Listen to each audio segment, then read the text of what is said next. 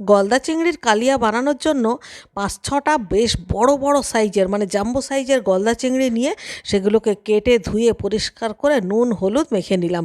কড়াইতে সর্ষের তেল দিয়ে প্রথমে চিংড়ি মাছগুলোকে হালকা করে ভেজে তুলে নিতে হবে। আর চিংড়ি মাছ ভাজবার পরে তেলটা একটু গ্যাজা গ্যাজা মতো হয়, তাই তেল শুদ্ধ চিংড়ি মাছ আমি একবারে নামিয়ে নিয়ে নতুন করে সর্ষের তেল দিয়ে জিরে, শুকনো লঙ্কা আর গরম মশলা মানে দারচিনি ফোড়ন দিয়ে প্রথমে একটা পেঁয়াজ কুচি দিলাম। পেঁয়াজ কুচিটা একটু নেড়ে নিয়ে একটা ছোট সাইজের পেঁয়াজ বাটা সেটাকে কষিয়ে নেওয়ার পরে আদা রসুন আর কাঁচা পাকা লঙ্কা সেটাকে দিলাম বাটা, ওটাকেও ভালো করে কষিয়ে নেওয়ার পরে একটা টমেটো বাটা দিলাম।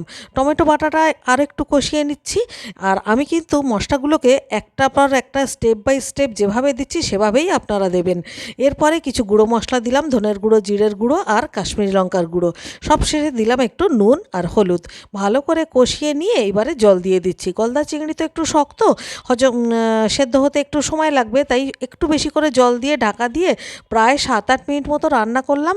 চিংড়ি মাছগুলো সেদ্ধ হয়ে গেছে।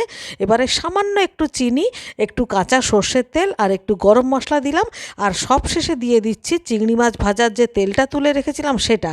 আর কালিয়াতে কিন্তু ঘি ছাড়া একদম চলবে না, তাই 1 চামচ ঘি দিয়ে কয়েকটা কাঁচা লঙ্কা চেরা দিয়ে গ্যাস বন্ধ করে ঢাকা দিয়ে 5 মিনিট রাখলেই দেখুন কি সুন্দর তৈরি হয়ে গেল গলদা চিংড়ির কালিয়া।